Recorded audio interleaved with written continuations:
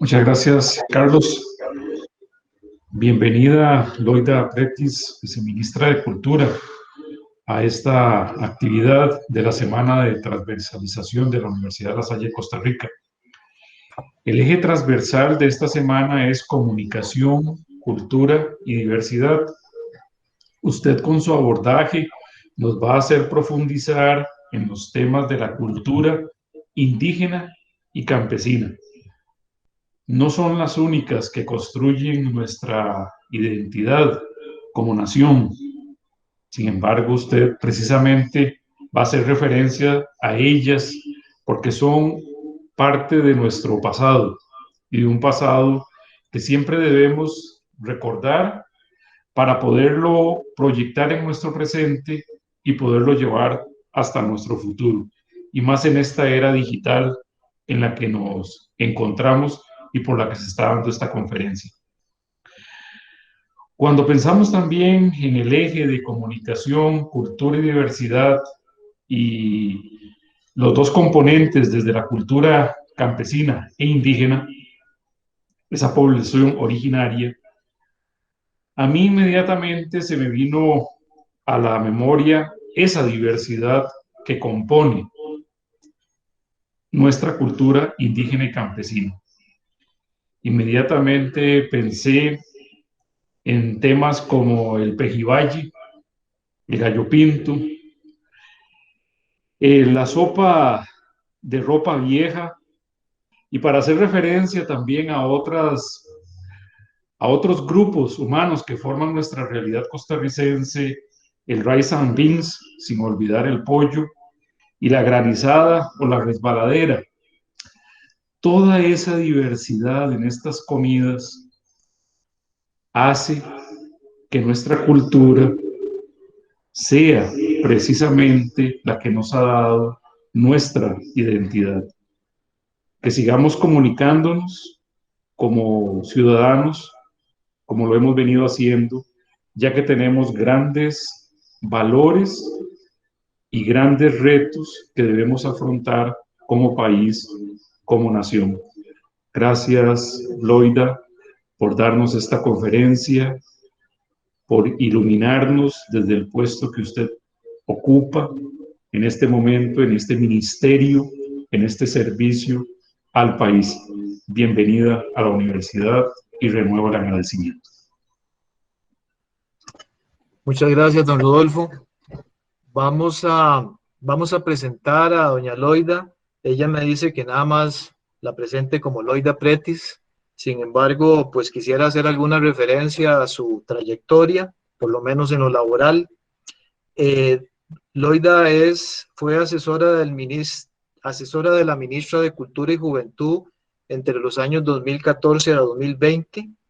De 1998 al 2014 trabajó en capacitación de lenguajes artísticos para varias empresas y ONGs. De 1995 a 1997, profesora de artes plásticas en estudios generales de la Universidad de Costa Rica. Del 2005 al 2009, integrante de la Fundación Avina. 2008, consultora de la ministra de Cultura y Juventud de Costa Rica. Del 2012 al 2014, trabajó en la dirección del Museo Islita, Arte Contemporáneo al Aire Libre en Guanacaste. De 1976 al 2001, en proyectos de comunicación y cultura de varias ONGs educativas. Loida es una artista visual, licenciada en Artes Plásticas de la Universidad de Costa Rica, Premio Nacional Aquileo Echeverría en el 2009 y es actualmente nuestra viceministra de Cultura. Vamos a dejar a la conferencia a cargo de doña Loida. Posteriormente a ello vamos a hacerle consultas, preguntas en relación con el tema y cualquier cosa también en el chat. Pueden dejar sus consultas y vamos a través del chat tratar de resolverlas. Tenemos una nutrida participación, incluyendo hermanos de varios países de América Latina, a quienes saludamos, y amigas a quienes saludamos desde acá. Entonces, vamos a dejar con ustedes a doña Loida. Muchas gracias. Primeramente, saludar a Rodolfo Marín, rector de la Universidad de La Salle.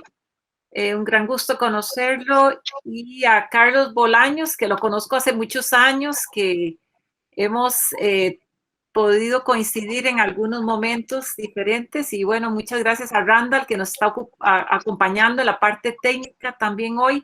Y a todas las personas que están asistiendo, al igual que creo que ya vi que alguna gente incluso de Guatemala y de otros países. Es un gran gusto tenerlos acompañándome y acompañándose a todo el grupo. Es un gran gusto. Bueno, este tema es bastante grande, ¿verdad? Y creo que voy a enfocarlo. Podemos pasar ya a la segunda lámina, Randall, para ver un poquito el índice. La idea es ver un poquito el cambio que hubo en el primer artículo de la Constitución Política, la Política Nacional de Derechos Culturales que encabeza el Ministerio de Cultura y Juventud, y luego sí pasar un poquito a cómo lograr esa participación efectiva en esta construcción de la identidad nacional y el desarrollo, un poco ya más refiriéndome al tema territorio y al tema patrimonial de los sectores campesinos e indígenas que se introdujo ahora. Y creo que voy a poner algunos ejemplos más que nada de artesanía y de cocina. Ahora que mencionaba Rodolfo el tema de la cocina, vamos a aprovechar eso. Por dicha, yo venía con esa agenda. Entonces, pasemos primero a la otra lámina donde habla un poquito bueno, en el 2015, fue hasta el 2015 que se cambió el primer artículo de la Constitución Política nuestra, que antes no incluía la parte multiétnica y pluricultural. Entonces, esto es muy rico porque, aunque sea muy reciente, ya no somos solo democráticos, libres e independientes, sino que somos multiétnicos y pluriculturales. Eso es fundamental en el tema de identidad. Y bueno, eso habla ahí pongo un montón de ejemplos, ¿verdad? Tenemos emigrantes de todo lado, muchísima gente centroamericana, los españoles, el origen indígena, afrodescendientes, europeos, en fin. Todo esto es parte de nuestra multietnicidad y pluriculturalidad. Muchas gracias. Pasemos a la próxima, Randa. Y vean que desde el siglo XVI aquí se hablaban una cantidad de lenguas indígenas. Vean que la diversidad no es de ahora, ni del siglo pasado. Es una diversidad que viene desde muy, muy atrás. Inclusive a mí me tocó estar en Tamarindo conversando con la gente de turismo hace poco y me hablaban del encuentro cultural entre italianos y franceses y gringos y canadienses y qué sé yo. Y yo les decía, eso es algo mucho más antiguo. Aquí por el lado del Tempisque se hablaban 8 lenguas en un momento dado. O sea, esa diversidad cultural nuestra es muy antigua y muy rica. Pasamos a la próxima. Y si vemos la historia de Costa Rica en sus bebidas, que están ya hablando ya de comidas, vean que aquí tenemos una diversidad cultural. A la izquierda tenemos la chicha, el cacao, luego viene el café, el agua dulce, y eso que está a la derecha es un tipo de aguasapo que llamamos, ¿verdad? El hiel. Vean que aquí, por ejemplo, la gente no tomaba café en tiempos precolombinos, ¿verdad? Entonces teníamos lo que está a la izquierda, ¿verdad? Luego vino el café y bueno, tenemos también esos refrescos como el aguasapo o hiel, ¿verdad? Que son propios del Caribe, que ahora tomamos en todo lado, pero vean que toda la historia nuestra tiene una gran diversidad cultural. Pasamos a la próxima. Entonces, ahí quiero ir aterrizando en lo que es el objetivo de la Política Nacional de Derechos Culturales. Esas siglas son Política Nacional de Derechos Culturales 2014-2023. Esa es la política que nos rige al Ministerio de Cultura y Juventud para el trabajo que realizamos y dice promover el ejercicio efectivo de los derechos humanos culturales y la participación de las personas, grupos y comunidades en la vida cultural del país para que puedan expresar libremente su diversidad y potenciar la contribución de la cultura al desarrollo sostenible en los niveles local, regional y nacional.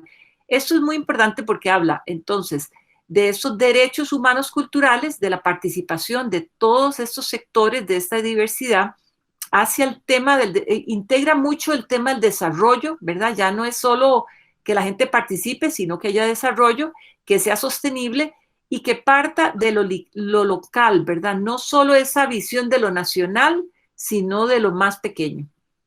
Si pasamos a la próxima. Entonces, ahí, pues viendo, esos son como 4 elementos que contiene esa Política Nacional de Derechos Culturales, lo que es participación efectiva, que incluye comunidades campesinas, comunidades indígenas y también, por supuesto, que comunidades urbanas y otras. Incluye, digamos, la protección del patrimonio cultural, ¿verdad? Que es este cuadrante de abajo. Luego, arriba a la derecha, también nos lleva a dinamizar la economía, o sea, cómo ahora la cultura está aportando a la economía del país. Apunta a un 2.2 del PIB, todo lo que es la actividad cultural creativa. Y bueno, también habla de la necesidad de sostener la parte institucional en función de este trabajo. Sigamos por acá. Bueno, y también pues esta parte de la agenda indígena se tocó de manera muy especial en la Política Nacional de Derechos Culturales y además de eso, la parte más de tecnología, que es el próximo, Randall, ahí la próxima, clic, la agenda digital y de innovación, o sea, cómo estas dos agendas, tanto lo más patrimonial como la parte de tecnología también nos interesa muchísimo. Sigamos en la próxima lámina. Esta lámina es interesante, la ministra lo presenta muy, muy, muy bien. Puedes incluso adelantar un poquito, Randa, los aspectos que vienen en esta misma lámina. Vean que el Ministerio de Cultura y Juventud le toca un trabajo muy, muy complejo porque le toca cuidar, digamos, si ese es el árbol de naranja, nos toca cuidar desde comparándolo, digamos, con el tema medioambiental, ¿verdad? Nos toca cuidar un poco el árbol, pero también esta parte como del suelo, del bosque, ¿verdad? No quedarse estrictamente en la parte pequeñita, sino todo el conjunto, pero también, digamos, ahí ella da el ejemplo muy lindo, la ministra, cuando habla de esto, de que una canción de cuna, cuando una mujer campesina le canta a su niño una canción, ya eso tiene un valor, Es solo el hecho de cantarle al niño esa canción, y tal vez si es una canción tradicional, pues tiene un gran valor. Pero si esa canción se graba en un disco, bueno, ahora ya los discos, los CD ya pasaron, ¿verdad? Pero digamos, si lo grabamos y lo mandamos ahí en Spotify y ya eso se convierte en una mercancía, eso también es parte de la cultura. O sea, nosotros nos toca desde cuidar el patrimonio y todo lo que es la parte de ese cuido hasta la parte de poner eso en el mercado. Vean que es una tarea como muy compleja. Entonces, ahí arriba dice cultura como patrimonio y fuente de capital social, ¿verdad? Ese bosque primario de la creatividad y la gobernabilidad. El cuidado de la animación sociocultural, o sea, las pequeñas organizaciones culturales de las comunidades campesinas, indígenas y también urbanas. Y también, por otro lado, buscar cómo la cultura se vuelve un recurso del desarrollo local y económico, cómo ese grupo de bailes folclóricos por allá en Guanacaste se liga a un hotel y puede desarrollar una actividad productiva, o como allá en Limón un grupo de gastronomía logra insertarse también a un proyecto turístico o agroindustrial, por ejemplo. Entonces, y abajo pues habla de los circuitos de emprendedores con los mercados, ya como esto ya no es solo el desarrollo local, sino, por ejemplo, tenemos nosotros que ver hasta con esta gente que hace animación digital y videojuegos y están vendiendo, haciendo contratos en Canadá y en Guatemala y en otros países para vender productos del ámbito cultural creativo. Entonces es un tema un poco grande el que hay que trabajar. Sigamos por acá, Randa. Ahora lo que quiero es, hablando de esta diversidad, irme un poco al enfoque del tema territorio.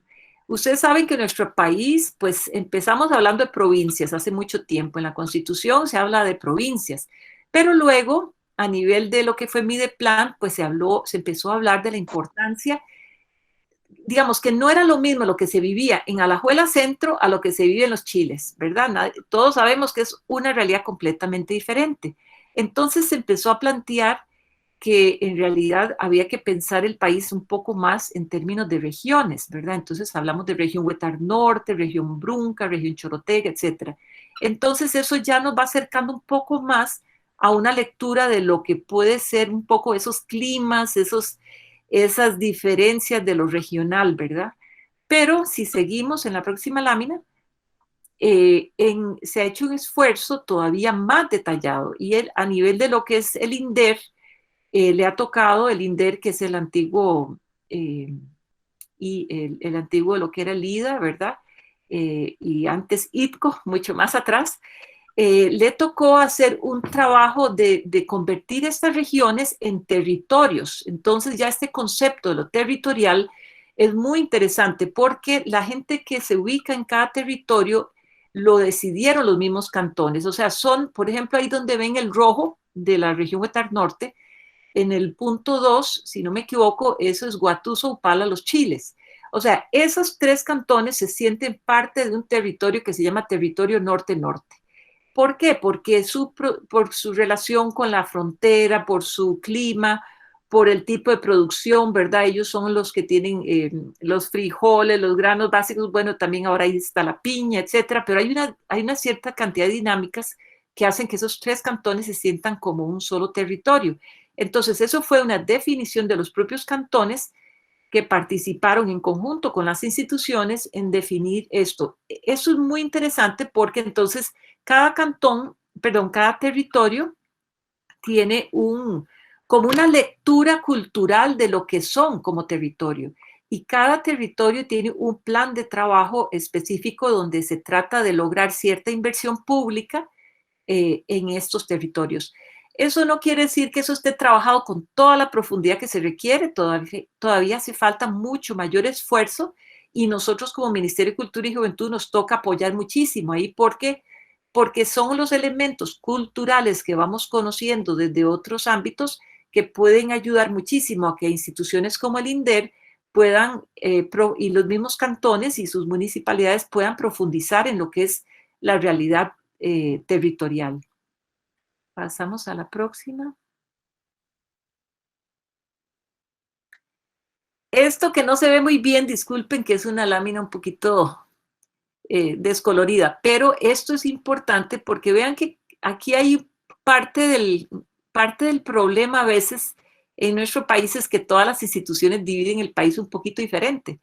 Ahora, si esto para nosotros es fundamental porque ahora estamos trabajando muchísimo, muy bien, ahí se ve mucho mejor. Estamos trabajando muy de la mano con el ICT porque realmente nosotros tenemos en Plan Nacional de Desarrollo la gran necesidad de articular lo que son emprendedores culturales y creativos de los territorios, sean indígenas, sean personas campesinas, sean personas urbanas, a los centros de desarrollo turístico. Entonces, el ICT, por ejemplo, ha planteado que son 32 los lugares, los centros de desarrollo turístico del país, estos que son como puntitos rojos, que son donde se concentra muy fuertemente, digamos, donde duerme el turista, digamos, porque aunque Liberia sea un punto muy importante, pero es un lugar de paso para el turista, no es el lugar donde se va a quedar muchas veces a disfrutar del paisaje, de la playa o de la montaña, etc. Entonces hemos venido trabajando muchísimo con el ICT, pero realmente es muy importante en esta división del país que también el ICT hemos trabajado de una manera muy conjunta porque cuando, por ejemplo, ellos dicen Tamarindo, ¿verdad? La parte de Tamarindo, nosotros decimos, sí, Tamarindo, de acuerdo, pero Tamarindo es Santa Cruz y Santa Cruz y Nicoya es una realidad cultural que tenemos que enfocar de manera más en conjunto. Entonces, bueno, si vemos la próxima lámina, hemos empezado a hacer un esfuerzo muy interesante con el ICT de lo que son unas guías turísticas. Creo que es la próxima lámina.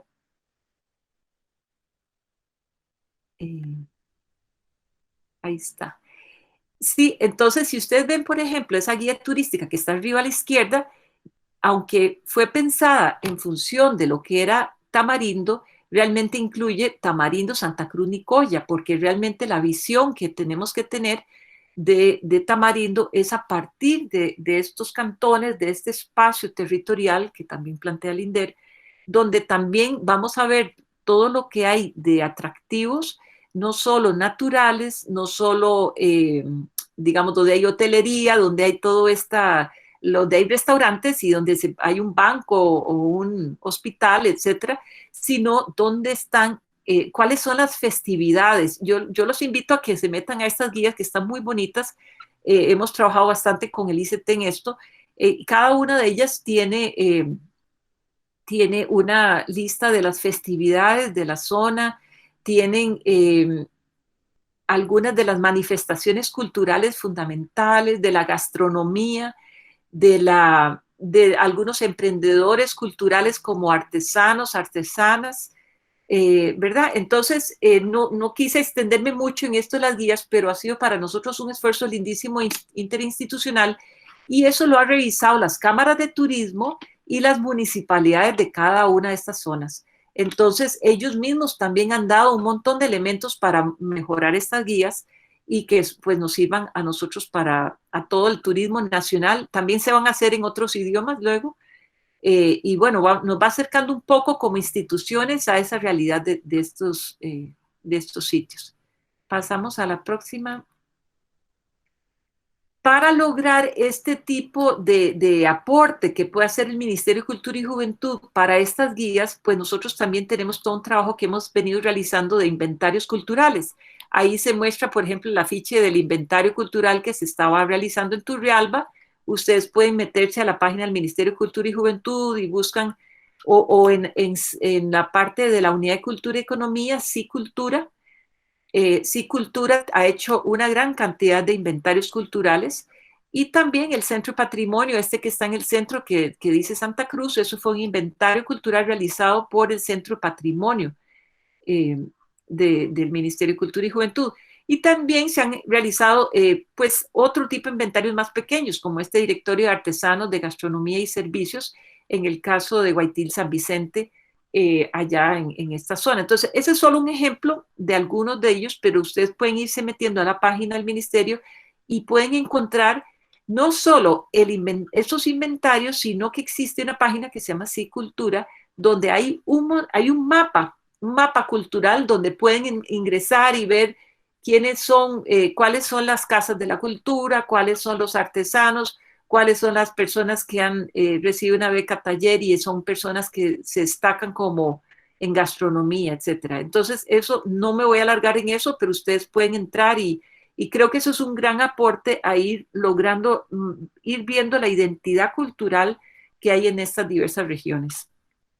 Pasamos a la próxima. Sí, aquí pues aprovechando el tema de las comidas y de los productos que hablábamos antes, hace como año y medio hicimos un trabajo bonito con mucho apoyo del Ministerio de Agricultura y Ganadería de ubicar 15 productos agrícolas. Y esto pues tiene que ver mucho con la identidad campesina que estábamos manifestando en el título, ¿verdad? Entonces tomamos estos productos, algunos precolombinos, otros españoles mestizos y uno incluso africano, y tomamos estos productos y tratamos de ver dónde están en el país y qué significa eso en relación a las comidas. Pasemos a la próxima lámina.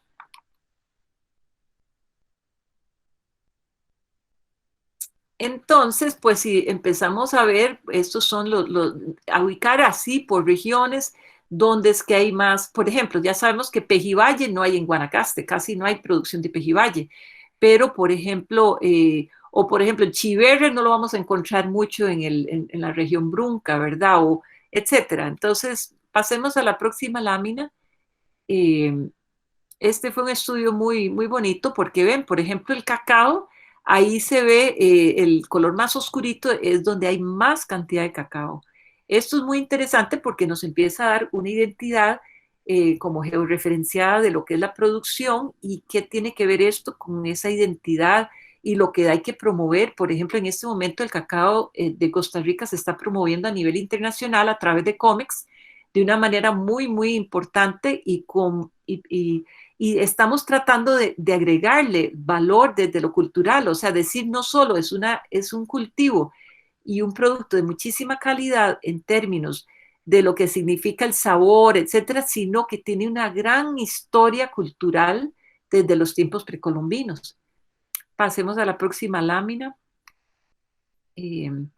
Creo que por ahí ven, por ejemplo, el chiverre es bastante focalizado y vean que el pejibaye es un producto mucho más del lado totalmente del Atlántico y del sur, bueno, del norte, pero no tanto hacia el Pacífico.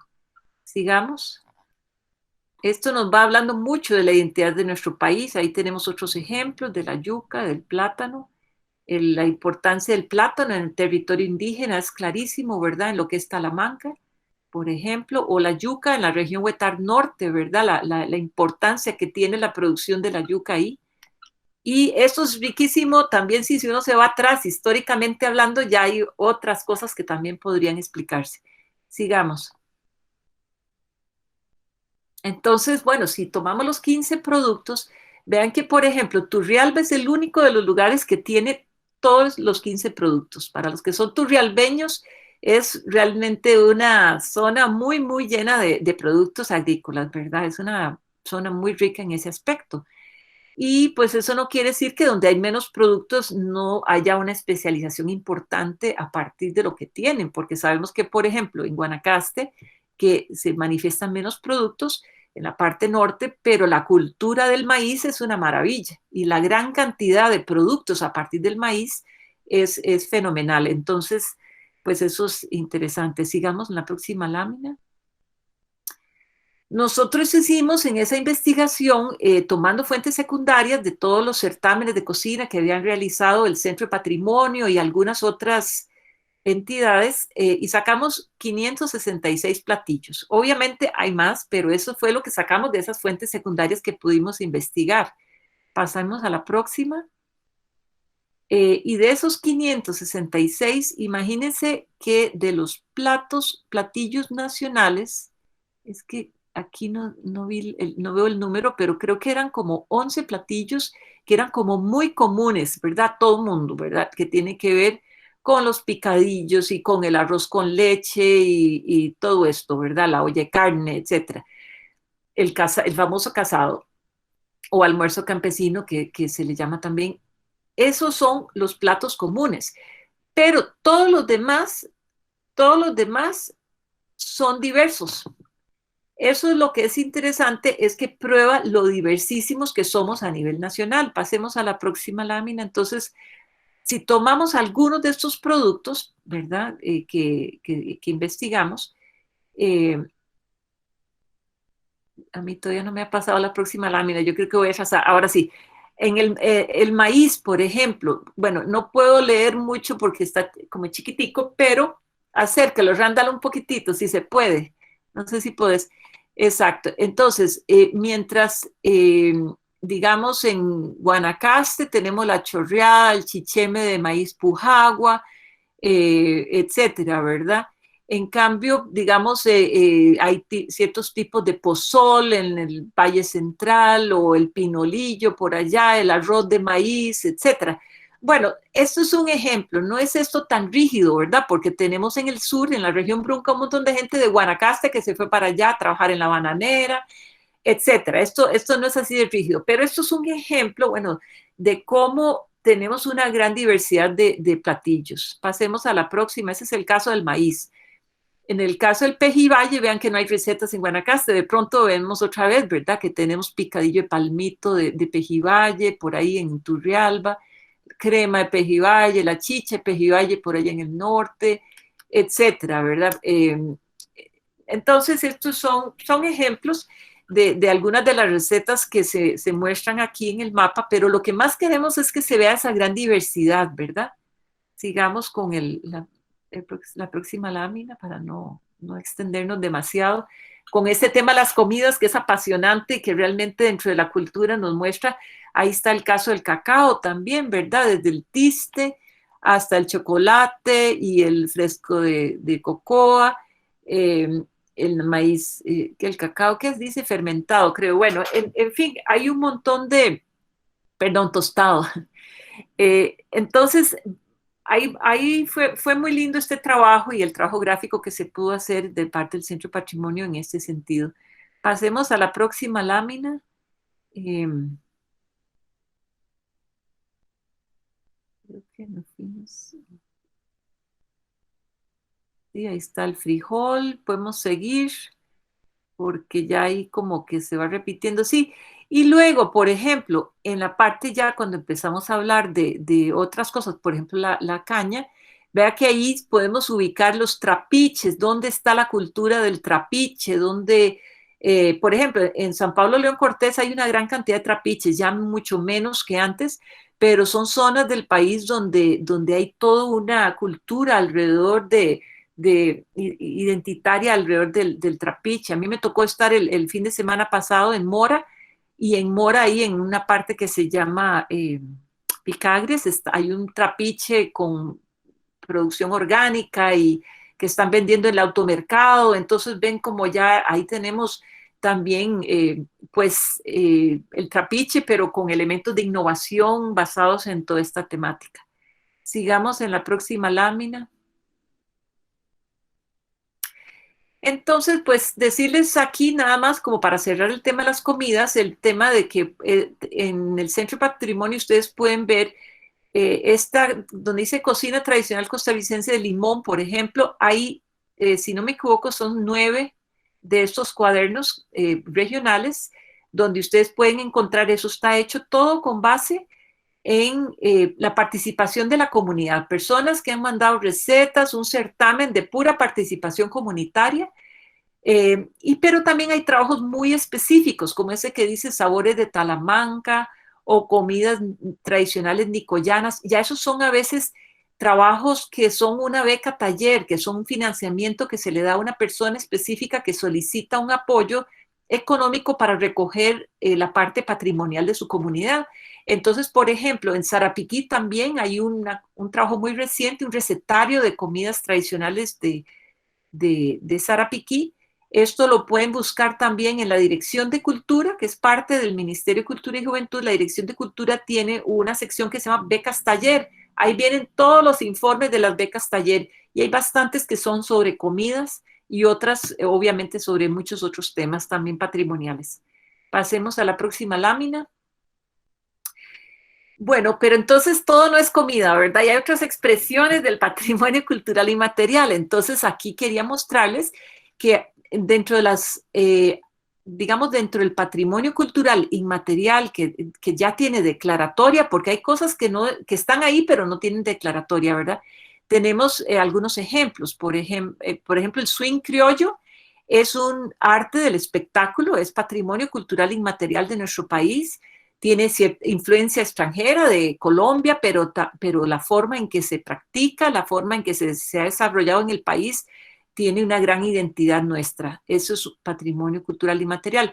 Por ejemplo, arriba donde dice usos sociales, rituales y actos festivos, eso es el juego de los diablitos, el cabru rojo, del Boruca y Reycurré, ¿verdad? Las comunidades de Buenos Aires de Punta Arenas, que eso fue una declaratoria bastante reciente, fue un trabajo muy lindo, a mí me tocó acompañar bastante a la comunidad en este proceso. Son las comunidades las que tienen que proponer que su comunidad debe recibir declaratoria de patrimonio cultural inmaterial a una actividad que ellos desarrollan y que ellos salvaguardan. Ellos son los que tienen la potestad de presentar esto a una instancia que se llama la CONAPACI, la Comisión Nacional de Patrimonio Cultural Inmaterial, y tienen también que desarrollar un programa de salvaguarda para sostener, para cuidar ese patrimonio.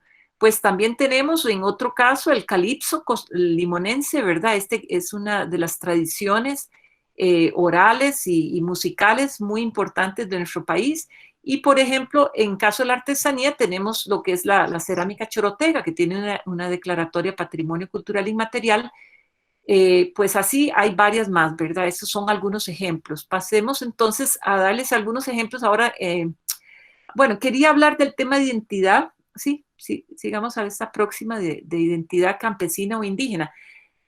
Este tema de identidad es muy importante y lo trabajamos mucho, por ejemplo, con el sector de artesanía, pero también con el sector que está en todo el tipo de producción artístico-cultural, porque a veces el tema de identidad la gente lo asume como al pura vida o a la guardia morada o el baile típico del caballito nicoyano. Y cuando nos vamos a esta diversidad cultural, realmente hay muchas maneras de rescatar la identidad de estas culturas campesinas o indígenas, ¿verdad? Porque puede ser desde los colores y los patrones, las texturas, las formas. Por ejemplo, cuando uno ve un jícaro trabajado por una artesana de Reycurré, ella tiene una forma de trabajar las texturas con el calado que hace del jícaro, que no es exactamente igual al trabajo que se hace en la isla Chira, por ejemplo. O hay personas que lo que hacen es interpretar su paisaje natural o el uso de materia prima de su comunidad. En fin, hay diversas formas en que podemos lograr que esta identidad pues se haga presente en el trabajo para fortalecer esa identidad territorial. Pasemos a la próxima. Entonces, por ejemplo, quería poner el caso de la artesanía. Me ha tocado trabajar mucho esto porque nos reunimos a nivel de 4 instituciones, ICT, INA, MEIC y Ministerio de Cultura y Juventud, para definir un poco para nosotros qué era artesanía en el país. Y llegamos a este criterio de artesanía tradicional, contemporánea y también pues ligado a eso el tema del diseño, ¿verdad? Que ahora está muy pegado a lo que es artesanía contemporánea.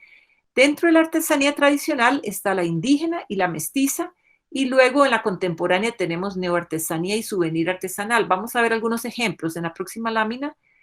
Entonces, la artesanía tradicional indígena, pues ahí tenemos el caso de las máscaras que elaboran en Boruca. Este es el caso de Reycurré, más bien, de Rafael González. Pero vean que esto es muy importante porque, por ejemplo, ahora en la comunidad Maleco, allá en Guatuso, está haciendo máscaras, pero eso no viene de su tradición. Es una cosa que creo que fue pues llevada más bien de manera institucional porque se dijo, mira cómo venden máscaras allá en Boruca y Curré, ahora desarrollemos eso por acá, pero realmente no es parte de la cultura Maleco. Entonces eso es algo también de mucho cuidado. Sigamos con la próxima lámina que habla un poco de otro tipo de artesanía, si no me equivoco, la tradicional mestiza. Ajá, este señor don Juan Olivado Camacho, que le dicen Martina, él recibió Premio Nacional de Cultura Popular hace como 2 años. Él es del Guarco de Cartago y ha trabajado la cabuya y todo este trabajo de estos bolsos que se hacen como los que llevábamos antes al mercado. Es artesanía tradicional mestiza porque no viene de la cultura indígena estrictamente, sino que es más propia de estas comunidades campesinas y su ligamen con, por ejemplo, los canastos de café que surgieron cuando toda la producción del café o todo lo que tiene que ver con la carreta de Sarchí y la carreta de muchos otros lugares, porque hay gran diversidad de carretas. Todo eso es artesanía tradicional mestiza, ¿verdad? Porque tiene la influencia, digamos, de muchos otros, no es solamente la parte indígena, y tiene mucho que ver con las actividades productivas que se desarrollaron en las últimas 200 años. Sigamos. En la próxima lámina, pues habla de un poco de qué es la artesanía contemporánea. Ya la artesanía contemporánea es aquella que tiene productos elaborados con gran diversidad de técnicas y oficios, hasta lo que llamamos vitrofusión, que ya es algo más, ¿verdad? Que viene de afuera, mucho más reciente, pero que también puede tener identidad de una región, porque puede ser que hay una persona que trabaje vitrofusión y rescate el paisaje de su comunidad y dentro de esos vidrios y ya va a tener identidad, aunque no sea tradicional. Sigamos en la próxima lámina. Esto es un caso de neoartesanía, aunque parece algo tradicional, pero como es como la mascarada, que la mascarada sí es artesanía tradicional mestiza, pero cuando ya una persona como Pocho, que es un Pocho Vega, es un artesano muy querido de Tres Ríos, cuando él llega y hace estas pequeñas figuritas, ya él adapta la mascarada grandota a un producto de mercado para el turismo. Esto ya se convierte en un producto de neoartesanía, aunque tengan una gran influencia de artesanía tradicional mestiza. Sigamos con la próxima.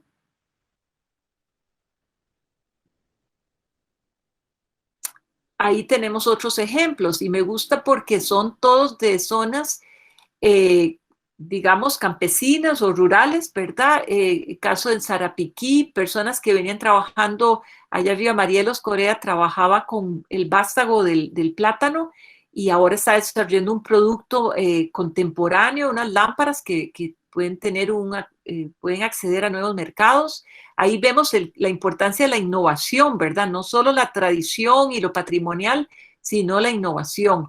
O, por ejemplo, abajo esta de Arelis Cascante, de Copey de Dota, que toma todo el tema de la ruta de las aves, ¿verdad? La gente que va a Dota a ver aves, muchísimo turismo que va a la zona y que hay esa gran biodiversidad y eso, un montón de pájaros. Y ella hace este producto, que es un proceso que ha llevado con el ICT de acompañamiento para innovar producto y no solo estar haciendo el producto pues tradicional que muchas veces entendemos como artesanía. Sigamos en la próxima lámina. Entonces, quería mostrarles un caso muy concreto en cuestión de temática indígena. Tenemos aquí el textil Boruca. Es el único lugar en el país donde tenemos el textil realizado con telar de cintura, ¿verdad? No tenemos otra zona del país. Este tipo de producto es hecho por principalmente mujeres, hay algunos hombres, pero principalmente mujeres de la comunidad de Boruca y de Curré.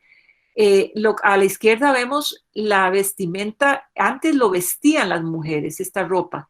Esto es una foto antigua, pero hoy día, digamos, arriba podemos ver esta mujer que está sacando el algodón. Algunas personas todavía producen el algodón y sacan el algodón. Abajo algunos de los tintes que utilizan para teñir y esta señora aquí a la derecha está mostrándonos una tela totalmente hecha. Ella produjo el algodón y las tintes, etcétera. Entonces ese tiene un enorme valor patrimonial como producto y es caro y no todo el mundo lo va a pagar. Sin embargo, ahí mismo en Boruca puede ser que el textil lo hagan con hilos comprados ya teñidos de fábrica. Eso también se vale porque usan los mismos diseños propios y usan el telar de cintura, pero no tiene el mismo valor que tiene este textil.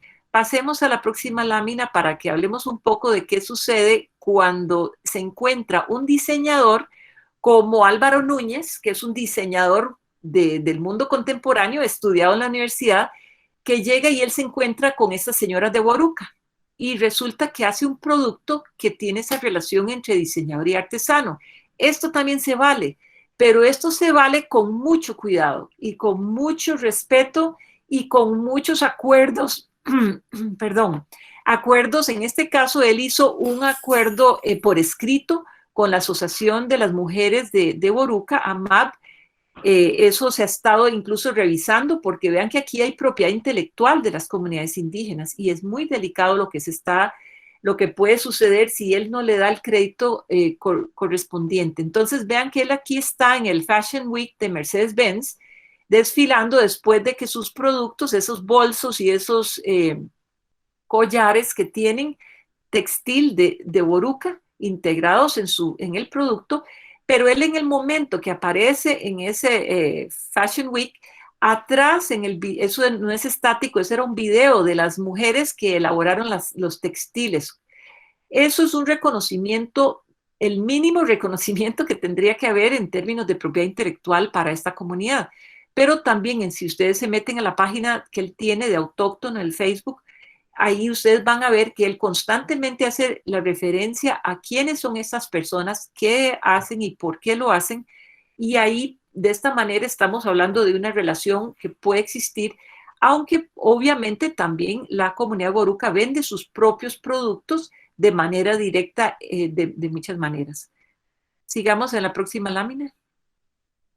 Aquí tenemos otro ejemplo de donde no hay un diseñador externo, sino que hubo un acompañamiento de personas diseñadoras a una comunidad indígena o a varias comunidades indígenas de las mujeres Nove de región Brunca, y ellas son las que elaboran este producto. Eso es hecho completamente por las mujeres artesanas, que ustedes saben, la vestimenta de las personas de la cultura, de las mujeres de la cultura Nove. Aquí no lo puse lastimosamente, pero yo creo que la mayoría de ustedes pueden recordar en la vestimenta. Basados en esa vestimenta, ellas elaboran a partir de un acompañamiento durante varios años de acompañamiento de diseñadores, logran este tipo de productos, este tipo de almohadones y muñecas y qué sé yo. Esto es un producto de diseño más contemporáneo elaborado por una comunidad indígena con base en su identidad territorial. Sigamos.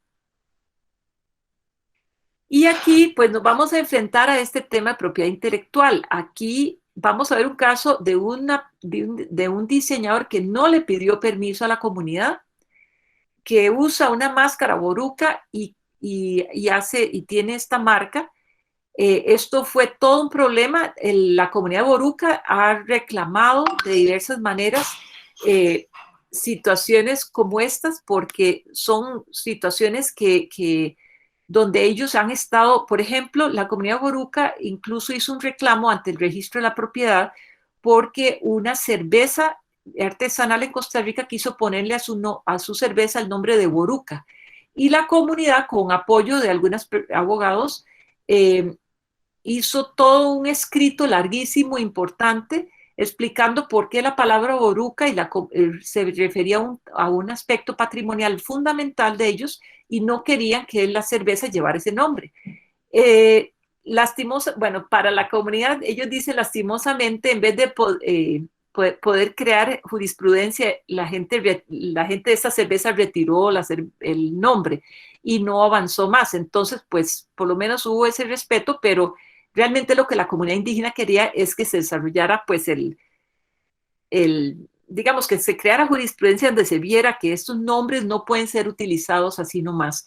Entonces, pues, ahí en Boruca, 4 cosas de las que hemos conversado bastante para ir logrando una mayor protección de la propiedad intelectual de la comunidad.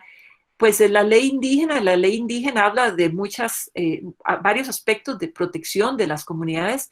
Está la ley de biodiversidad, que le corresponde a CONAGEBIO, del MINAE proteger, pero que habla también de todos los conocimientos sui generis de las comunidades indígenas, que deben protegerse y deben cuidarse, ¿verdad? Y también tenemos pues la ley de marcas y otros signos distintivos, donde, por ejemplo, en algunas comunidades se ha recurrido a lo que son las denominaciones de origen o marcas colectivas. Y pues por otro lado están las declaratorias de patrimonio cultural inmaterial, que no tienen el peso de la ley, pero que vienen, digamos, desde UNESCO, viene todas las convenciones, etcétera. Y por ejemplo, ahora que está el Juego de los Diablitos declarado como patrimonio cultural inmaterial, pues es mucho más fácil para la comunidad decir que digamos, por ejemplo, las máscaras que están asociadas a este Juego de los Diablitos son realmente propiedad de esta comunidad y no los puede utilizar cualquier persona para hacer este tipo de camisetas. Creo que faltan todavía algunas. Sí, entonces ahí quería hacer referencia desde este ejemplo de la artesanía que he venido trabajando en esta presentación, de 2 cosas que estamos haciendo. Uno, hay una denominación de origen de la cerámica chorotega que fue desarrollada principalmente, eso no fue del Ministerio de Cultura y Juventud, sino un acompañamiento de la Universidad de Costa Rica, de la Escuela de Artes Plásticas de la Universidad de Costa Rica, que acompañó a la comunidad, a Copesanguay, que es la cooperativa de Guaitil, de San Vicente, para lograr una denominación de origen de su cerámica. Y por otro lado, entre las 4 instituciones que les comentaba que hemos venido trabajando en conjunto, desarrollamos lo que se llama el sello Costa Rica Artesanal.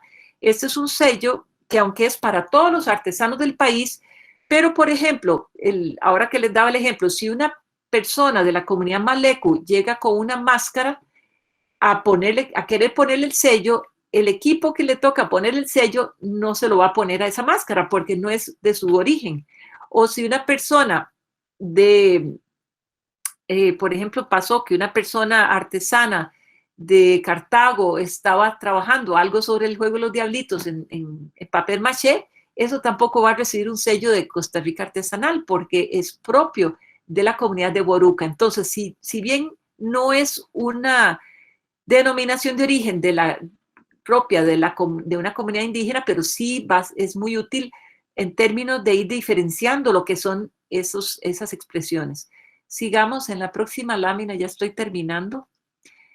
Entonces, a partir de estos rasgos identitarios o distintivos de los territorios, regiones, cantones o localidades costarricenses, es importante identificar, explorar, potenciar encadenamientos. O sea, lograr que entre la producción agroalimentaria, el patrimonio cultural, la innovación y también el tema del turismo, ¿verdad? Todo esto pueden ser motores económicos y plataformas de sostenibilidad de estas culturas identitarias locales. Hay que, pues, en ese sentido, tener siempre presente el tema del empleo y los sectores culturales, ¿verdad? Desde los maestros portadores de tradición o las maestras portadoras de tradición en esta zona hasta hasta eso que hablábamos también de los diseñadores de otras zonas. Y pues hay que ver ese tema del reconocimiento y la puesta en valor del patrimonio de las zonas rurales y periféricas de esa diversidad cultural. Y para terminar, pues quería decirles que también de manera más reciente el Ministerio de Cultura y Juventud, dentro de todo ese trabajo de dinamización económica de la cultura, creó lo que se llama el Decreto Costa Rica Creativa y Cultural. Es una estrategia, la Estrategia Costa Rica Creativa y Cultural 2020-2030, que es una estrategia que busca, pues, generar una relación muy fuerte con las otras políticas de desarrollo que hay en el país, porque nosotros como Ministerio de Cultura y Juventud y los emprendimientos culturales y creativos de las diversas regiones, campesinas o las regiones indígenas y también de las regiones urbanas, pues queremos que eso se vea claramente dentro de una estrategia de la política de desarrollo productivo de este país. Y aunque aquí pues no lo explica mucho, pero por ejemplo en este momento Mideplan está creando todo todo un planteamiento de desarrollo de los nodos de desarrollo de las regiones donde nosotros estamos tratando de aportar los elementos de patrimonio cultural, sea de gastronomía, de artesanía, de patrimonio arquitectónico, donde hay más organizaciones y grupos organizados de cultura, etcétera, a nivel de los territorios. Entonces, pues yo quería como cerrar con esto y más bien pasar como a las preguntas y para mayor comentario. Muchas gracias.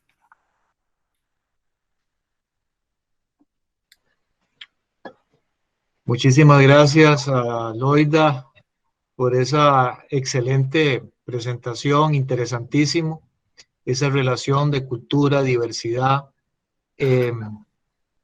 tanto indígena como campesina. Vamos a iniciar algunas consultas. Bueno, esta última de don Rodolfo Carranza, ¿cuántos idiomas indígenas se hablan en Costa Rica?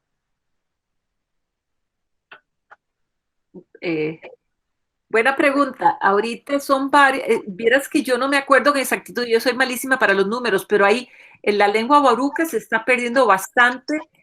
Hay muy pocos, el cabecar, se habla bastante. Creo que son como 5 lenguas que se hablan, por ejemplo, allá en la única zona indígena en Chorotega, Matambú, ya no tiene lengua, eso digamos es una pérdida que tenemos. Yo diría que donde hay más lenguas es en región Brunca y en Talamanca y el territorio Cabecar del Turrialba. Son como 5 lenguas las que se hablan, pero hay algunas que están bastante limitadas. Bueno, ahí alguien está aportando 4, Nave, Bribri, Cabecar y Maleco.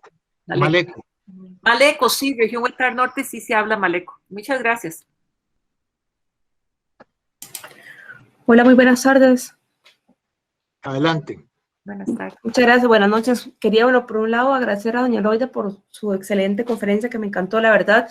Me inspiró un montón. Yo soy estudiante de la carrera de preescolar de la Universidad de La Salle aquí en Costa Rica, ¿verdad? Y hace un tiempo yo sí he tenido como contacto con diferentes culturas indígenas del país, ¿verdad? Y he leído algunos libros, ¿verdad? De las culturas, la de los bribris, por ejemplo, ¿verdad? Pero ahora que escuché esta conferencia, como que todo pues, se empezó como a relacionar de una manera, ¿verdad? De una manera como integral y de repente como me pareció como interesante toda la parte de la culinaria, la comida y las tradiciones, comida tradicional de Costa Rica y toda esa parte también de los indígenas, también me encantó un montón, la verdad, y como digo, me inspiró un montón, de repente ya estoy pensando como poder como investigar un poquito como la literatura de indígenas para poderlo, digamos, poderles contar cuentos a mis futuros estudiantes de preescolar, ¿verdad? Incluso hasta qué bonito sería, yo no sé, yo soy nueva, no sé si ya lo habrán hecho, puede ser que sí, como intercambios culturales, ¿verdad? Digamos, como yo voy a trabajar con preescolar, que haya un intercambio de niños que vengan de cultura, no sé, los bribris o los malecu o así, o los borucas, que puedan venir a San José a un intercambio y luego tal vez como hacer un intercambio de vuelta, que esos niños de preescolar vayan para allá para que conozcan toda esta cultura, toda esa cultura tan rica que tenemos aquí en Costa Rica. Y, o sea, como les decía, como que yo lo había visto todo como de una manera muy dispersa, pero de repente veo toda la riqueza, ¿verdad?, cultural que tenemos aquí en Costa Rica. Y quería preguntar sobre estos documentos, por ejemplo, ¿qué es de la cocina tradicional costarricense? Por ejemplo, si hay como material no sé si eso se consigue como por medio de la página del Ministerio de Cultura o también se pueden en las librerías, o me gustaría como tener como material de toda esa cuestión así como cultural, pero enfocada para niños, digamos, ¿verdad? Entonces, no sé, digamos, así como, ¿qué me recomendaría o dónde puedo conseguir información y así? Sí, es muy importante esto de del trabajo en función de niños, ¿verdad? Y no hay tanto como uno quisiera, sin embargo, ahora hay algunos, yo incluso vi en una feria hecho aquí, que es una feria que promovemos del ministerio, un material que era como un videojuego para niños sobre temas de cultura indígena. Habría que meterse a buscar eso específicamente. Yo creo que tal vez en algunas de las referencias a la feria hecho aquí, pero no estoy segura. Lo que yo sí creo es que hay bastante material. Yo les mencionaba, tanto en el Centro Patrimonio, ustedes ponen ahí Centro Patrimonio, en realidad tiene un nombre más largo, ¿verdad? Centro Patrimonio de Investigación del Patrimonio Cultural, pero con solo poner así en un buscador, el Centro Patrimonio, ahí les aparece y pueden meterse a publicaciones, a ver qué hay. Yo diría que el Centro Patrimonio no tiene muchísimo para niños, pero hay algunos materiales, ahora también desde el Parque La Libertad están haciendo algunos materiales interesantes, y también habría que buscar tal vez en el SINABI, el Sistema Nacional de Bibliotecas, poner ahí, porque ahora tenemos toda la biblioteca digital, ¿verdad?, del SINABI, que tiene muchísimo material. Yo creo que ahí puede ser muy interesante. Ahí también yo creo que la UNED ha trabajado algunos materiales para niños también, ¿verdad?, con base en material del Ministerio de Cultura y Juventud. Pero, y en la Dirección de Cultura sí sé que se han elaborado algunas becas taller para niños, pero yo creo que eso es un gran desafío, que no hay tanto trabajo. Hay algunos, ahora el Museo Finca 6, por ejemplo, de allá de Palmar Sur, está creando un material muy lindo también. Ahí sí vi unos cuadernillos, deben estar en el Museo Nacional. Busquen Museo Nacional y material para niños ahí, porque ahí sí hay algunas cosas relacionadas con las esferas precolombinas de Palmar Sur, y ahí sí hay material para niños, está muy, muy bien diseñado.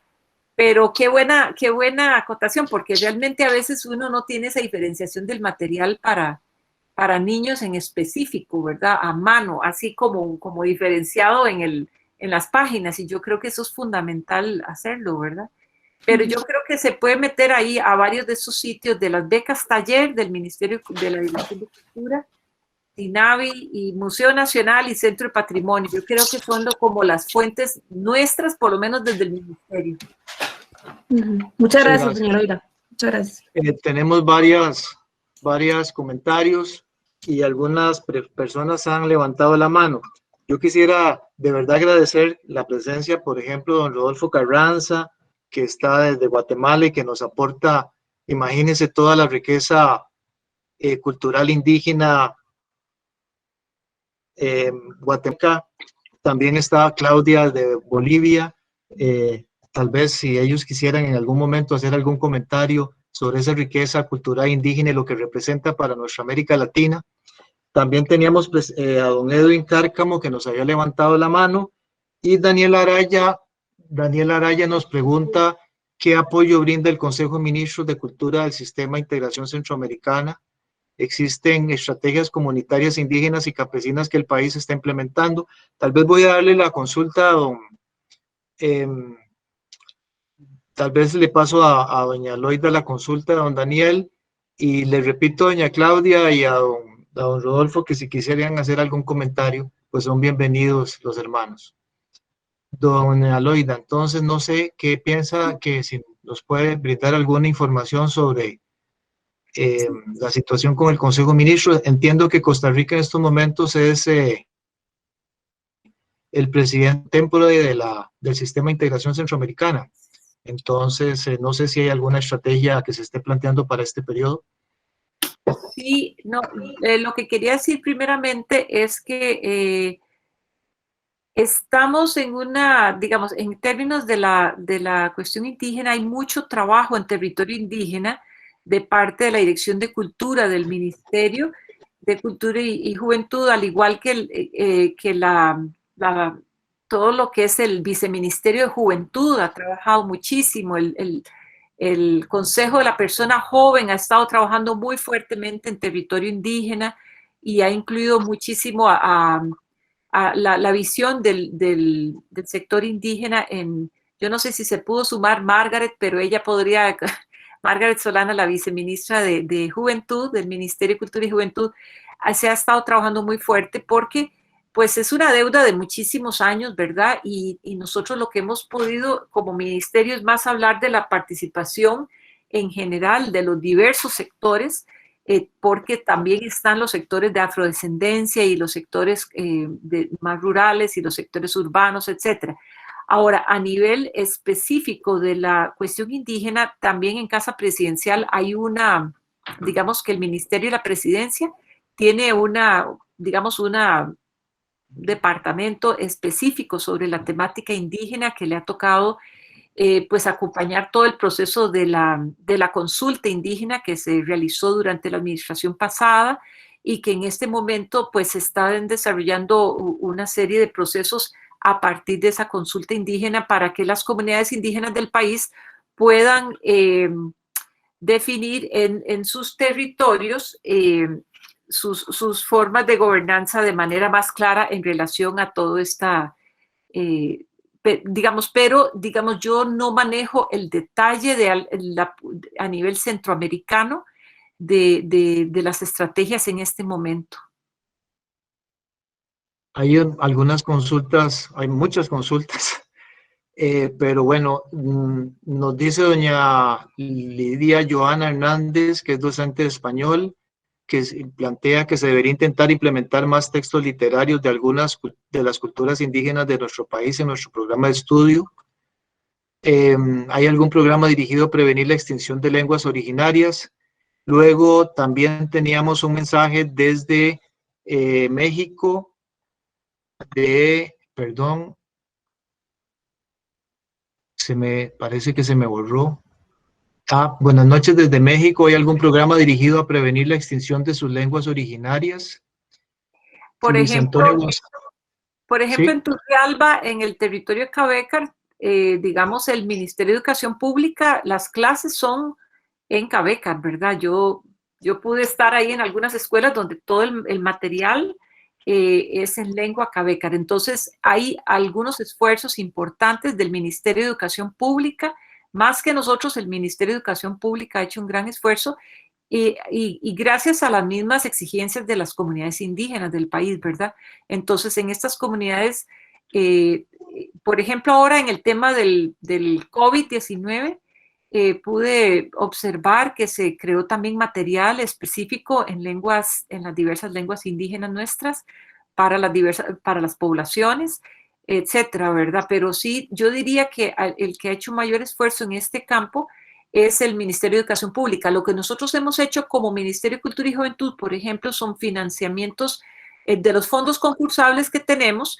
Por dar un ejemplo, en Boruca hay pocas personas que hablan lengua, y ellos han solicitado, la comunidad ha solicitado fondos del Ministerio de Cultura y Juventud de estas becas taller que han recibido para dar clases las personas mayores a los niños y a las niñas en lengua, en su propia lengua. Esos son financiamientos que se han dado a las personas portadoras de tradición de las comunidades que lo han solicitado, y eso cada vez que se solicita pero no solo para eso, digamos, por ejemplo, la casa cónica, que es esta hermosísima casa que cuando en algunas comunidades también se ha tenido que volver a hacer una casa de estas porque no existe, porque se ha quemado, lo que sea, eso también son financiamientos donde pueden acceder las comunidades, y hay bastantes proyectos en esta línea que se han desarrollado en el país para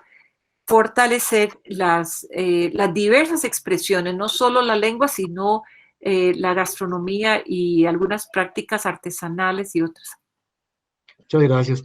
Don Rodolfo Marín, nuestro rector, dice que don Chico Pérez, que está conectado, es hermano de La Salle de Guatemala, es indígena Sutujil, y es que se me borró, que tal vez él nos podría rápidamente dar un breve vistazo de la cultura indígena de nuestros pueblos hermanos guatemaltecos indígenas. No sé si está ahí don Chico como para que, no sé si lo estamos aquí más bien, decimos aquí en Costa Rica, embarcando.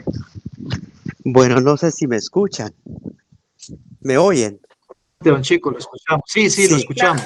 Perfecto. Que aquí es tierra caliente, soy hermano de La Salle, soy Chutuil y pues muchas gracias por abordar estos temas. Creo que deben ser primero temas medulares en nuestros centros educativos. Hablo desde Guatemala, un país igual, multicultural, pluricultural, multilingüe. Hay una diversidad que en el fondo es una riqueza, ¿verdad? La diversidad que nos tiene que unir. Guatemala ha tenido una historia de lucha, llamémoslo así, porque las leyes, pues todavía, muchas leyes están en pañales, no reconocen toda esta parte que ustedes han hablado, por ejemplo, este patrimonio. Los textiles en Guatemala aportan no solo en arte, sino hay una expresión, hay una cosmovisión detrás de eso, no solo es arte, no solo es color. Y creo que nosotros los indígenas en América Latina no solo aportamos en esto. Hoy día se habla de la ecología, se habla del reciclaje, se habla tal, y en el mundo indígena existe esto, el respeto a la madre naturaleza. Pero muchas veces encontramos esta parte que está divorciada con el quehacer pedagógico, con el modelo de escuela que tenemos, desencaja totalmente con la realidad en que viven nuestros pueblos, porque hay digamos, está pensado un quehacer pedagógico desde lo occidental. No quiero decir que sea malo, sino más bien ha sustituido muchas cosas buenas y sanas prácticas de nuestra cultura. Yo creo que estos temas tienen que ser como muy medulares, no solo el Ministerio de Educación, sino en varias arterias, digamos, del gobierno y de los pueblos. ¿Desde qué punto vemos nuestros pueblos? ¿Los vemos desde fuera como tal o vamos a entrarnos desde dentro e interpretamos una realidad que hay ahí? Yo creo que más que tal vez hablar de toda una cultura guatemalteca que es una riqueza, que hemos pasado situaciones muy duras como los 36 años de guerra, que miles y miles de hermanos mayas fueron aniquilados, desaparecidos, torturados. Podemos hacer digamos aquí, una narrativa triste de lo que hemos vivido, pero creo que lo que en medio de este dolor tenemos que seguir, como utilizar esta palabra, en esta presencia de resurrección, de seguir luchando. Y este patrimonio no tiene que ser como visto como folclore, sino un patrimonio en el que dignifique a la persona, en el que detrás de un arte, detrás de un arete, detrás de una pintura, hay toda una explicación, hay toda una vivencia. No quisiera seguir más, pero yo felicito a la ponente y los que están interviniendo. Me ha parecido muy interesante. Esperemos más adelante podamos tener también diálogos, una sana conversación, porque desde la Salle creo que tiene que hacer esa diferencia. Solo un punto nada más. La Salle aquí en Guatemala, mucho antes que el Ministerio de Educación pusiera más o menos la palabra obligatorio, la enseñanza del idioma, la Salle ya hacía 20 años que lo estaba haciendo. O sea, hay cosas aquí que nos alegra, pero que también tenemos que trabajar, tenemos que también dar de nuestra parte. Así que les dejo, gracias a Rodolfo, un cariño y aprecio a todos, también Costa Rica, que yo trabajé allá en el 2001, 2002 en San Gabriel de Acerrí, les guardo un cariño especial. Muchas gracias. Don Edwin, gracias, don Chico. Don Edwin Cárcamo nos pregunta, doña Loida y don Randall, les pregunto a ustedes, dice, mi consulta es si puedo compartir este material en mi canal de YouTube para compartir este conocimiento sobre nuestros pueblos indígenas. Les pregunto a ustedes. Sí, los videos se van a subir al canal de YouTube de la universidad y esta conferencia está ya en el Facebook de la universidad. Ahorita les comparto el enlace del Facebook. Ahí va a quedar grabada la sesión en Facebook Live. Entonces, por ahí lo pueden acceder también. Don Luis Antonio González, que es el director del Consejo de Adulto Joven, nos estaba comentando también un poco sobre las actividades que hay en relación con el tema del SICA, a propósito de algunas de las consultas. Doña Eloida, doña Lisbeth Morales preguntaba desde México si hay algún programa dirigido a prevenir la extinción de sus lenguas originarias. Y don Luis Antonio nos dice que hay un proceso de consulta para la construcción de la política pública de la persona joven, donde se aplicó por primera vez el mecanismo general de consulta a pueblos indígenas, consultándole a personas indígenas de 22 territorios. Entonces, no sé, doña Loida, si hay algo, cómo estamos en el tema de prevención de la extinción de lenguas originarias. Sí, es un tema realmente, bueno, yo creo que ya lo mencionábamos de que el Ministerio de Educación Pública está pues tratando de mantener en la parte de lo que es la educación de la escuela bastante la lengua originaria. Como les digo, eso se mantiene en algunas comunidades donde existe esa lengua fortalecida, en otros casos no ocurre igual, ¿verdad? Porque como les decía, hay comunidades donde ya casi prácticamente no se habla tanto la lengua como es, pero yo diría que, como le explicaba, eso es una tarea que ha tenido muy fuertemente a su cargo el Ministerio de Educación Pública y que nosotros pues apoyamos más bien con este tipo de acciones como las becas taller que les comentaba, ¿verdad? Que son fondos concursables donde las mismas comunidades tienen todo el derecho año a año a estar solicitando fondos para proyectos de salvaguarda de su patrimonio cultural, ya sea lengua, ya sean bailes, ya sean arquitectura, ya sea artesanía, ya sean prácticas de cultivos, las formas de cuidar el bosque, etcétera. O sea, lo que puede hacer cualquier portador de tradición o comunidad que tiene portadores de tradición puede proponerle al Ministerio de Cultura y Juventud una beca taller en la que planteen un proyecto que se financia hasta un monto como de 4 millones y medio, 5 millones de colones, para que esa persona o ese grupo en la comunidad genere un proceso de salvaguarda del patrimonio cultural. Entonces, esto es dirigido especialmente a patrimonio cultural inmaterial, no es para el arquitectónico, eso es otro tema. Esto es para que una comunidad donde sienten que los chiquitos no están aprendiendo lo suficiente en la escuela a nivel de la lengua y quieren que un adulto mayor que conoce bien la lengua converse las tardes con los niños.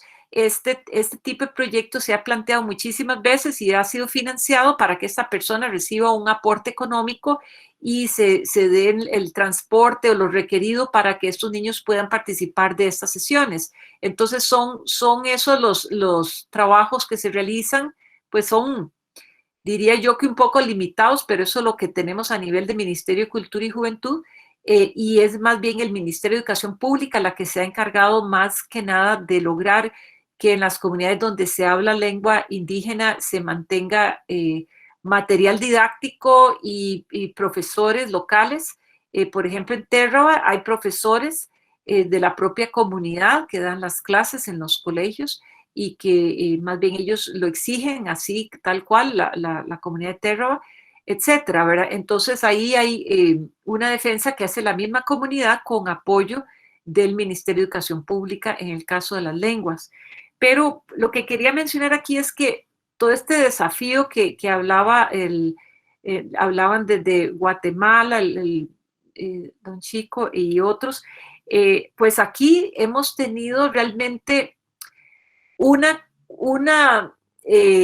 enorme presupuesto que se ha dedicado a lo que son los 2 kilómetros que van desde la aduana hasta el Museo de Arte Costarricense, y ha habido una enorme inversión en el muy atrás en sostener muchísimos elementos de la cultura que son muy importantes, porque es importante el Museo de Arte Costarricense y es muy importante el Teatro Nacional y es muy importante el Museo Nacional que tenemos ahí cerquita de la Asamblea Legislativa, pero también es fundamental y para nosotros, y creo que ya son varios gobiernos para atrás, o sea, puedo decir que 2 o 3 o 4, que hay un gran interés por ver cómo se fortalecen estas culturas que son las campesinas, las indígenas, etcétera, y que eso sea parte del desarrollo de este país cada vez con mayor fuerza. Por eso, por ejemplo, les comentaba todo el tema del turismo. O sea, para nosotros el turismo,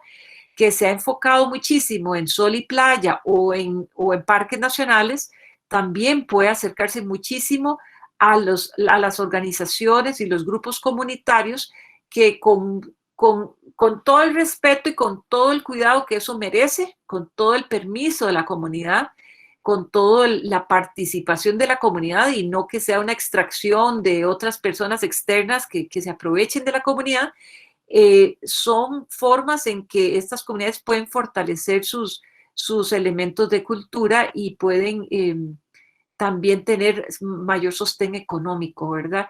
Y aquí, bueno, refiriéndome a Guatemala y México, ha habido personas diseñadoras que han llegado hasta a robarse los diseños indígenas y hacer moda donde no hay un respeto a esa propiedad intelectual, ¿verdad?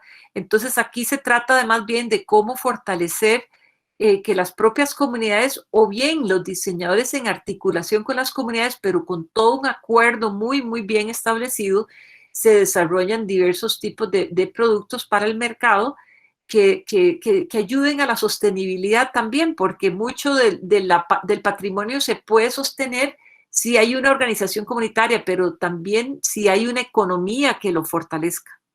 Gracias, Loida. Ya casi vamos terminando. Hay una consulta de la compañera Claudia Aramayo de Bolivia. Pregunta que si el sello artesanal, ¿qué beneficios tiene para los que realizan las artesanías? Sí, en este momento, digamos, por un lado es como una marca donde poco a poco la idea es que lo consuman, digamos, lo tengan más artesanos y artesanas del país, de manera que en las tiendas y en los lugares donde se donde se vende el producto, primeramente, tanto la persona nacional o el extranjero pueda saber, pueda diferenciar el producto nacional del que no es nacional. Aquí no se trata de que no, por ejemplo, en la Fortuna de San Carlos tenemos productos de Guatemala y tenemos productos, eso está bien, pero hay que diferenciar, bueno, qué es costarricense, qué es centroamericano y qué es traído tal vez de un país asiático, porque aquí se importa al año, es un monto altísimo, altísimo. Yo soy muy mala para los números, pero es altísimo el monto de productos que se importan de madera y de otros tipos, de cestería, etcétera, de otros países de Asia, por ejemplo, y que muchas veces ni siquiera sabe el turista que está comprando un producto que no es de acá. Entonces, el sello tiene el objetivo de diferenciar el producto nacional que tiene calidad y que está cuidando el ambiente, porque se hace toda una evaluación. Pero también la idea es que pueda recibir otros beneficios, por ejemplo, entrar a la feria hecho aquí sin pasar por la convocatoria, etcétera, etcétera. Hay varios aportes que se quiere que tenga la persona una vez que tenga este sello. Muchas gracias. Gracias, Claudia. Bueno, muy bien. Vamos a ir concluyendo la sesión, más bien. Le agradecemos muchísimo a Loida. Quisiera nada más poner un comercial de parte de la universidad. A partir de marzo vamos a estar impartiendo un curso virtual sobre fundamentos del derecho indígena. Creo que esto también puede ser de interés para los compañeros y compañeras de Bolivia, de Guatemala, que podrían unirse a este curso. Obviamente, pues hay una parte del ordenamiento jurídico costarricense, pero si ustedes entran en la página de la universidad, van a encontrar que tiene todo un contenido, digamos, sobre el derecho internacional indígena. Entonces, tanto para nuestros estudiantes como para nuestros profesionales acá en Costa Rica, la invitación a todos los que quieran y a todas las que quieran participar de este curso de Derecho Indígena. Ahí les queda el link para cualquier información. Y bueno, agradecerle finalmente de verdad, Loida, por esta interesantísima presentación. Me encantó el tema culinario, realmente es una cosa impresionantemente interesante, además muy vivencial. Y si no, pues más bien agradecerle al señor rector, a Loida y a todos y a todas que han participado en esta actividad.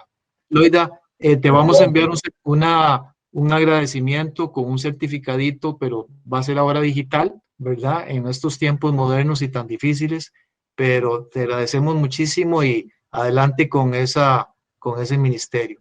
Y a los demás compañeros y compañeros, de nuevo, el agradecimiento y seguimos en contacto y vamos a seguir desarrollando estos contenidos y este tipo de propuestas. Yo creo que esta ventaja de la virtualidad nos abre unas oportunidades impresionantes de unir no solamente a personas en nuestro país, sino en nuestro continente. Muchísimas gracias de nuevo y vamos a cerrar la transmisión. Muy amables, por favor. Muchísimas gracias. Buenas noches, muchas gracias a ustedes.